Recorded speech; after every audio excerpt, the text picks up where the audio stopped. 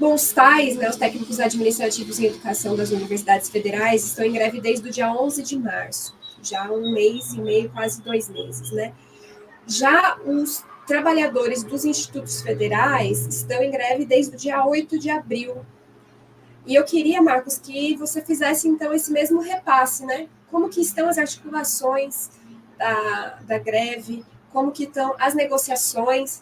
E aí, já para a gente fazer um gancho para o próximo tema de debate aqui com vocês, qual que é a importância dessa construção que está se caminhando para algo unificado em torno da educação nacional?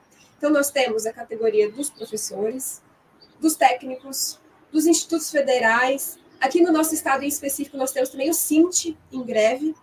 Então, pedir para você, Marcos, fazer esse repasse sobre, né, a greve e as mobilizações de vocês, e aí também qual que é a importância dessa construção unificada em torno da educação. Ok, Marina. Então, primeiro, obrigado ao Portal Desacato pelo convite. É um prazer estar aqui com o Vitor também, né? Estamos aí na mesma batalha.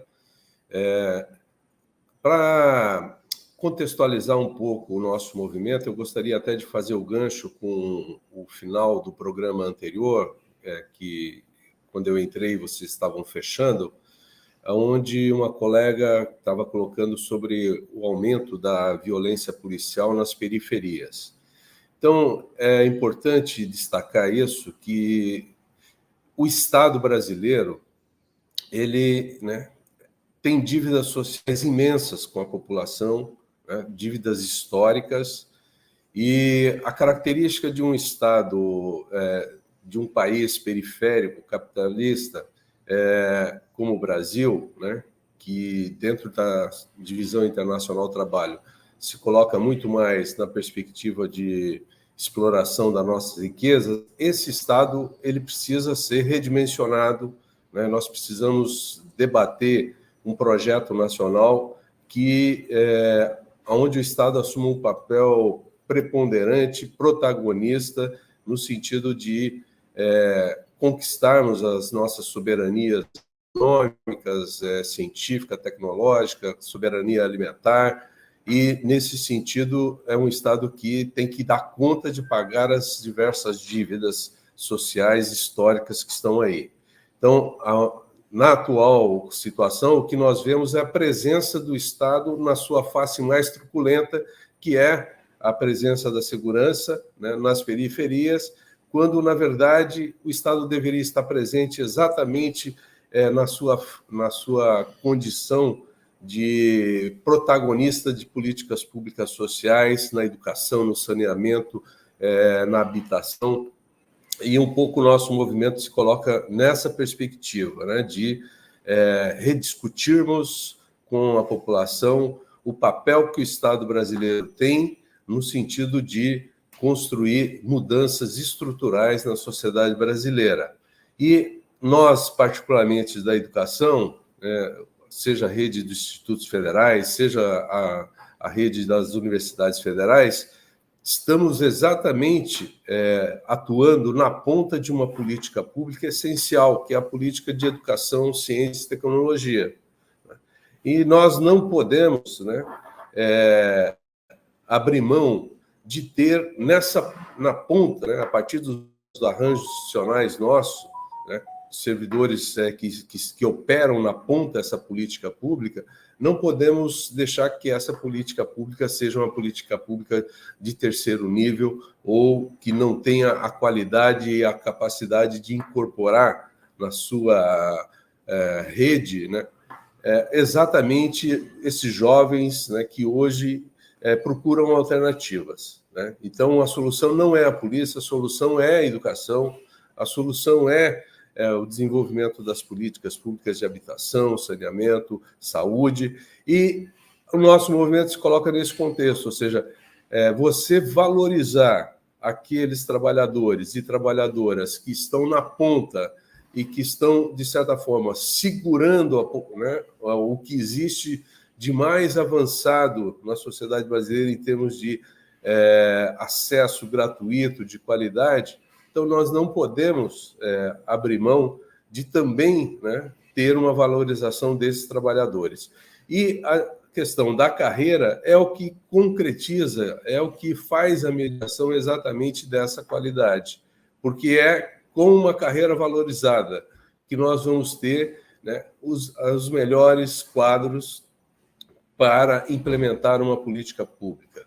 É a recuperação do orçamento dessas redes, que hoje estão subfinanciadas, assim como o SUS está subfinanciado, é que vai possibilitar a gente reverter esse quadro dessa dívida social histórica. Então, essa é a nossa tarefa. Nesse momento, a gente está dentro de um processo negocial formalmente estabelecido a partir de 2023. Não entramos em greve hoje, porque foi a primeira negociação. Pelo contrário, a negociação já começou em 2023, então faz quase um ano que estamos aí com as nossas pautas na mesa, e esse impasse, né, nos levou a essa atividade, a essa opção de ter que recusar a nossa força de trabalho para poder fazer com que essa greve seja um catalisador na solução de uma mesa de negociação que chegou num impasse. Qual é o impasse? O impasse é que nós estamos submetidos a uma macropolítica econômica de ajuste fiscal e de déficit zero, e isso tem, de certa forma, inviabilizado a possibilidade do pagamento dessas dívidas históricas. Então, há uma contradição entre o discurso, né, do governo, no sentido de atender a população em todos os seus aspectos, e, ao mesmo tempo, manter uma macropolítica econômica que está inviabilizando, na prática, essas ações. Então, nós temos que resolver essa contradição e o movimento está exatamente nesse momento buscando essa solução. E aí, para a gente finalizar a nossa conversa, eu quero perguntar para o Marcos sobre essa contradição. Aqui eu imagino que nós tenhamos todos feito campanha para eleger esse governo federal, para retirar o anterior. E hoje a gente se vê mobilizado para pressionar esse governo para garantir os direitos dos trabalhadores. Eu queria que você comentasse, Marcos, a respeito dessa contradição, e em especial na educação, né, que o governo tem feito... teve uma proposta que foi colocada na mídia recentemente de retomar os cérebros que fugiram, né, uma política contra a fuga de cérebros, de investimento para trazer de volta esses cientistas, esses pesquisadores, ao mesmo tempo que a gente vê os nossos pesquisadores aqui em situações com falta de condições de trabalho, com salários defasados. Eu queria que você comentasse um pouco sobre essa contradição para a gente poder finalizar a nossa entrevista. Desculpa. Assim, importante ressaltar que a classe trabalhadora sempre construiu o seu programa, sua plataforma política, né, tanto do ponto de vista de garantir as suas condições, né, de salariais, suas condições de vida. Alô? É que eu estou com um sinal meio intermitente aqui, não sei se está interrompendo. Então, a classe trabalhadora sempre se movimentou a partir de uma proposta... Não? Alô? Estão me ouvindo? Tá. Então, a classe trabalhadora sempre se movimentou a partir de uma plataforma política. E ela se movimenta nesse processo da luta de classe sempre a partir da sua plataforma política. Então, os processos eleitorais são momentos pontuais em que a gente traz a nossa plataforma, entende? E para que ela se viabilize enquanto política pública de Estado, né? Com políticas públicas permanentes. E, nesse sentido, nós temos que deixar claro que nós não votamos num governo, nós votamos numa proposta de plataforma. Nós sabemos que a sociedade hoje está permeada por um projeto autoritário de Estado, né, de um Estado policial, né? Então, esse projeto foi derrotado no processo eleitoral, mas ele está presente socialmente. Ora, nós que temos a nossa plataforma, nós temos que dar continuidade à luta por essa plataforma, independente de governos, né, de partidos, de religiões, né, enfim. Nós temos a nossa plataforma.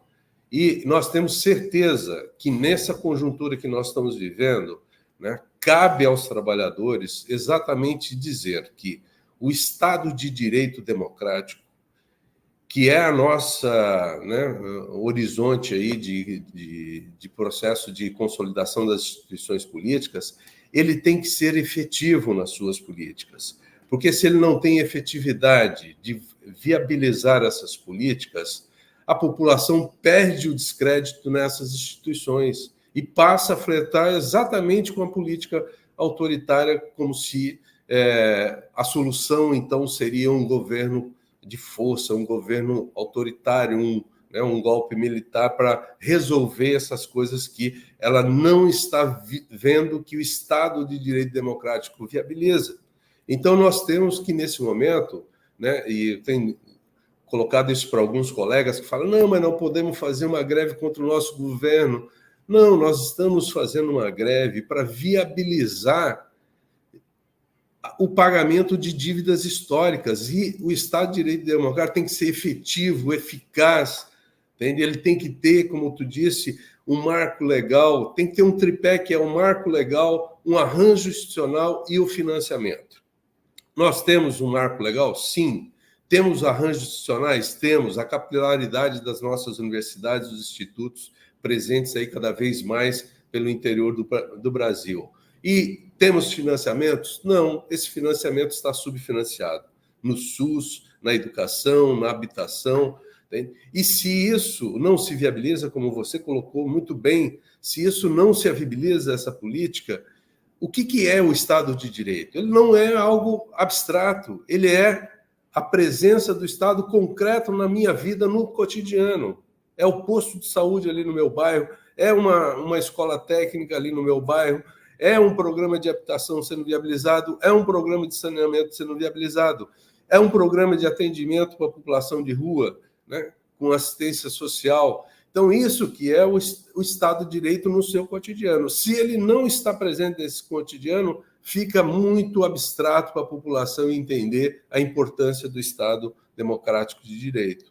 Então, nós não estamos se movimentando contra o governo A ou B, nós estamos nos movimentando por uma plataforma política historicamente construída na luta, né? E aí nós temos aí as nossas frentes de massas, né? Temos aí as articulações que passam das centrais sindicais, pelos fóruns que a gente constitui, né? Seja no Fórum de Serviço Público, pela educação gratuita, fóruns, né, contra a privatização, processos de plebiscito contra a terceirização. Então, nós estamos nos movimentando, entende? E esse movimento é o que vai viabilizar efetivamente o Estado de Direito Democrático. E a população, sentindo isso, ela não flertará mais com o autoritarismo. Entende? Então, essa é uma responsabilidade histórica que nós temos. Então, nós não podemos abrir mão de mobilizar a população, entende? Para que essa pauta seja viabilizada, sob pena da gente ter retrocessos históricos no Brasil.